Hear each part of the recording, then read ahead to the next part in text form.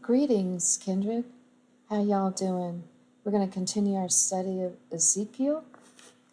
And we left off with Ezekiel chapter 13, verse 16. So we're going to pick it up today, beginning with verse 17.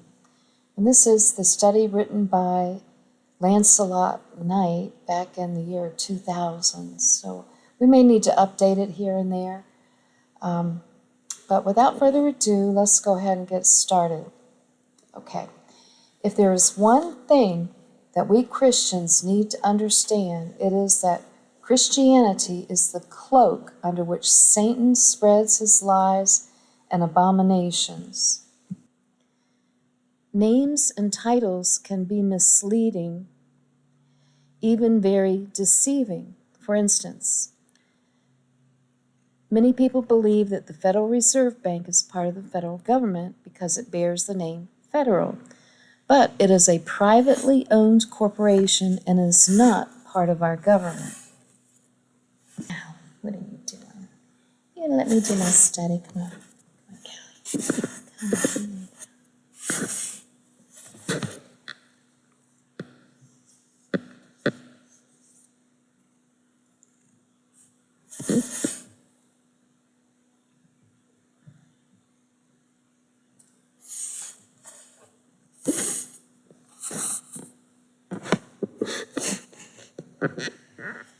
Come on, Callie. Come on, lay down.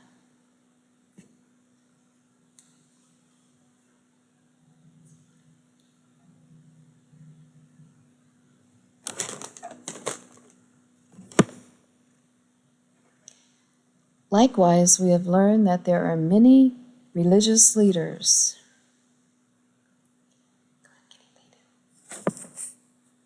Can you lay down? You want me to brush you? I'll brush you a little bit. Okay, let me finish. Then I'll brush you.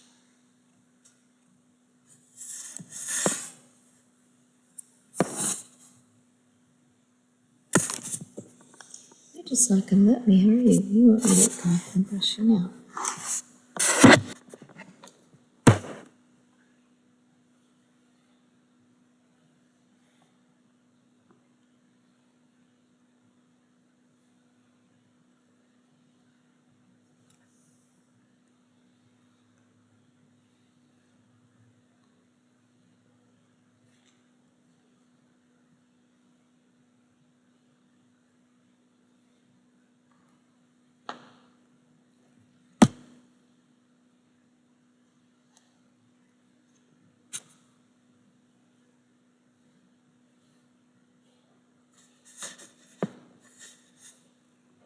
Okay, that's enough.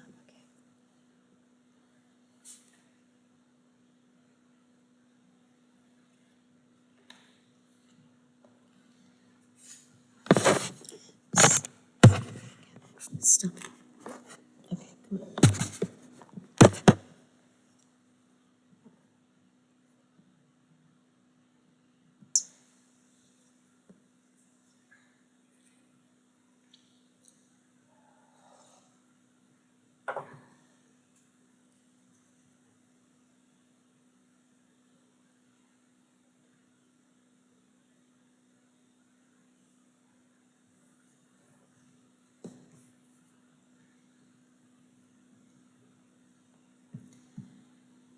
There is no Elohim, Psalm 14, verse 1.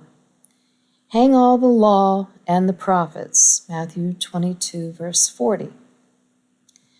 And then there is text garbling, where one can really formulate creative doctrine by combining out-of-context scriptures into a logical story flow. Here's an example. And David comforted Bathsheba, his wife, and went in unto her, 2 Samuel 12:24. Go and do thou likewise, Luke 10:37. And that thou doest, do quickly, John 13:27. Another famous trick of Satan is to take that which is described in figurative language and teach the figurative as literal instead of the truth conveyed by it. like making the serpent in Genesis to be an upright snake, a literal serpent, instead of the beautiful archangel once called Lucifer. Anyone who reads the entire Bible will discover and learn who the serpent is, for it is spelled out clearly in Revelation 12, verse 9, quote, "And the great dragon was cast out, that old serpent called the devil and Satan, which deceiveth the whole world. He was cast out into the earth, and his angels were cast out with him." The point is, as we read in Revelation 9, that Satan is soon to be cast to this earth and will appear as Yeshua Christ, and he will be accepted and worshiped as the Messiah by the majority of mankind. So if Satan calls himself Christ, is it any wonder then that his ministers call themselves Christian? Are you expecting one of them to come out and say, "I'm a false prophet"? Yeshua said there would be many of them, i.e., many Christian ministers who will mislead many. Okay, I'm going to back up here just a minute, because Lance says that, as we just read in Revelation 9, that Satan is soon to be cast to this earth and will appear as Christ. If we back up a little bit, it wasn't Revelation 9, it was Revelation 12:9, where it says the great dragon was cast out. And it doesn't say that the great dragon will be cast out, it says that he was cast out. So that implies that this has already happened, and not that it's going to happen in the future. And what I believe Revelation 9 says, and let me go there, I can read it for you. Hold on. This is Revelation 9, starting with verse 1. "And the fifth angel sounded, and I saw a star fall from heaven unto the earth, and to him was given the key of the bottomless pit.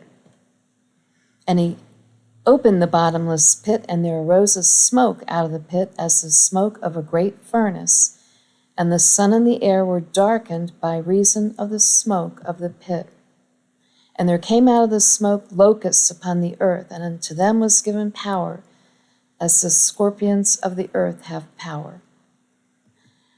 Okay, I'm going to scroll on down. It says that in verse 8, they had hair as the hair of women, and the teeth were as the teeth of lions. And they had breastplates. And I believe that they had the face of men too, I believe. Let me see. Their heads were crowns like gold. You know, I believe this Revelation 9 is describing helicopters, and I did a video several years ago. You can find it on Revelation 9 on my channel, my YouTube channel. But it says here, Revelation 9, verse 11, "They had a king over them, which is the angel of the bottomless pit, whose name in the Hebrew tongue is Abaddon, but in the Greek tongue his name is Apollyon." Well, if you look up those names, you'll find that they mean destroyer. And that's another name for Satan, the destroyer. So what I believe here is going to happen is that these fallen angels and Satan are going to come back, but they're not going to be coming back from heaven. They're going to be coming back from Sheol, because they were cast into earth and down into Sheol, chains of darkness, spiritual wickedness. Anyway, I digress, so let's continue. So we know that Satan is going to deceive many. Paul said the same thing regarding Satan's ministers appearing as the good guys in 2 Corinthians 11, verse 13. "For such are false apostles, deceitful workers, transforming themselves into the apostles of Christ." The word transformed means to disguise or to appear as. Verse 14, and no marvel, for Satan himself is transformed into an angel of light. Yeshua Christ is the light, John 1, verse 9. And Satan will, quote, appear as, quote, that light, i.e., the Messiah. Verse 15, therefore it is no great thing if his ministers also be transformed as the ministers of righteousness, whose end shall be according to their works. His ministers appear as Christian ministers, ministers of righteousness.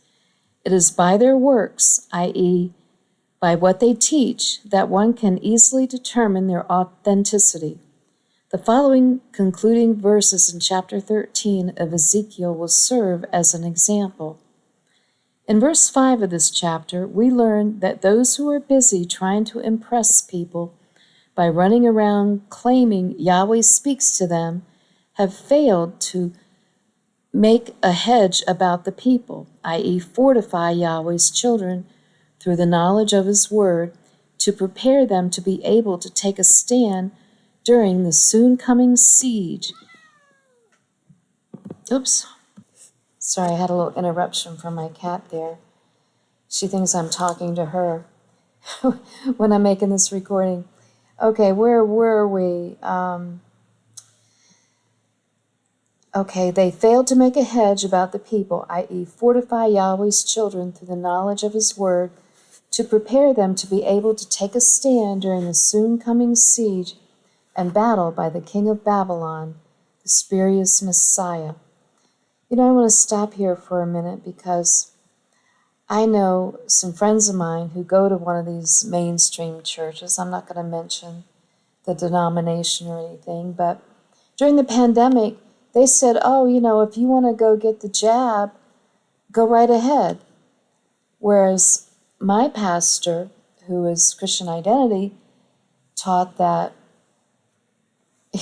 we should not get the jab by any means whatsoever, that it could even be the mark of the Antichrist, mark of the beast. So where my pastor put a hedge around his children, this friend of mine who goes to Main Street went and got the jab and all kinds of problems, having to take blood thinners and everything else. Okay, well, I digress again. Instead, many of them teach that the saved Christians won't even be here for the battle, for they will be gone. They shall be taken into the clouds and will fly away to safety. My, how people love to hear that and rejoice. In fact, a recently produced Hollywood-style movie called Vanished has now sold in excess of 14,000 copies. As it is written, many shall be deceived. Okay, it is true that no man knows the exact hour or day when Yeshua Christ will return. But you know what? His watchmen know when he isn't returning. He isn't returning tonight, and he isn't returning tomorrow. For as it is written, he isn't returning until the son of perdition, Satan, comes and sits in the temple claiming to be the Messiah. That happens first, and it hasn't happened yet. Here is uncontrovertible documentation. 2 Thessalonians 2, verse 1. Now we beseech you, brethren, by the coming of our Lord Yeshua Christ, and by our gathering together unto him. The subject is our gathering back to Christ at his coming. Verse 2. That you be not soon shaken in mind or be troubled, neither by spirit nor by word, nor by letter as from us, as that the day of Christ is at hand. Don't be worried or wondering about when we gather back to Christ. There is a major event that must take place first. Verse 3. Let no man deceive you by any means, for that day shall not come, except there come a falling away first, and that man of sin be revealed, the son of perdition. Don't be deceived by how big their ministry is and how religious and righteous they look, or how many times they call themselves good Christians, or their ability to babble unintelligible syllables while walking around the stage, or their apparent receiving of special words of knowledge, etc., etc., etc. When the son of perdition, Satan, as the spurious Messiah, is revealed in his glory, his beautiful supernatural archangel, Ezekiel 28, there will be the greatest apostasy, falling away in the history of mankind, as the world and most Christians flock to worship him as Yeshua. Thank you, rapture theory. Verse 4. Who opposeth and exalteth himself above all that is called Elohim, or that is worshipped, so that he as Yahweh sitteth in the temple of Yahweh, showing himself that he is Yahweh. Christ is not returning until the abomination of desolation, spoken of by Daniel the prophet, stands in Jerusalem claiming to be Christ. Now, you can either believe someone who tells you he or she might vanish at any moment, or you can believe the word of Yahweh as simply put forth by the Apostle Paul. The choice is yours. Let's read what our Father has to say about this flyaway doctrine called the any moment rapture theory. Ezekiel 13, verse 17. Likewise, thy son of man, set thy face against the daughters of thy people, which prophesy out of their own heart, and prophesy thou against them. I know it isn't popular, and it may sound like bashing to some ears, but Yahweh said to his watchmen to set their faces against the, quote, daughters of your people, quote, and, quote, teach against, quote, false prophets and false doctrines, and those who prophesy out of their own hearts, their minds, instead of out of the word of Yahweh. After all, it is a matter of eternal life or death, isn't it? Note, the word daughters is actually ben in Hebrew, which means son of, like Ben-Hur, which means son of her. Also, you will find the word women in the next verse to be in italics in the King James Bible, because it is not in the original text. The point is that there is no gender implied in the analogy. We are talking about all those who cover up Yahweh's truth and use other crafty means to ensnare Yahweh's children. Here's what Yahweh wants Ezekiel to say to them, verse 18. And say, thus saith Yahweh Elohim, woe to the women that sew pillows, and to all armholes, and make kerchiefs upon the head of every stature, to hunt souls. Will ye hunt the souls of my people, and will you save the souls alive that come unto you? If you have a companion Bible, it will explain the terminology used in this verse. It simply means, woe to those who conceal Yahweh's outstretched, saving arms with cover-ups, false doctrines, and devices used to market their religion, i.e. to hunt for souls, people to save, and fill the auditoriums.